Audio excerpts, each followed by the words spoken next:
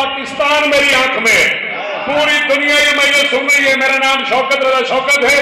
मैं 42 साल इस कौम की नौकरी कर चुका हूं। मैं दुनिया के 66 मुल्कों में अली के लाल की नौकरी हमेशा जी आपकी दुआओं के सदके कर चुका हूं। और मैं मिंबर पे ऐलान कर रहा हूं, अली कहते हुए डरा ना करो, घबराया ना करो, हिचका ना करो, हिचकिचाहट का शिकार ना हुआ करो। अल्लाह की पूरी कायनात में अकेला मुर्शिद है अली, जिसका नाम बंदा मां के सामने भी ले सकता है।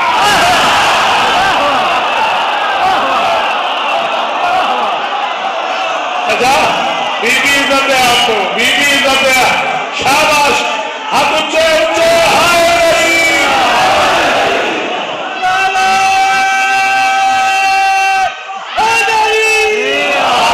बेटा वहीं कहीं बैठ जा मेरा बच्चा, तेरी बड़ी मेहरबानी।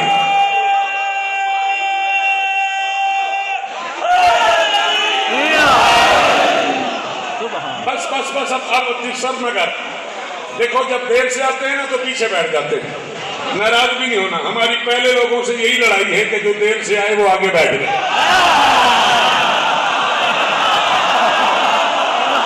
पता नहीं इस्लामाबाद में मेरी नालायकी है, मुझे शहजादी जुमला परवेज नहीं कहना चाहिए था, हबीब शायद मेरी नालायकी।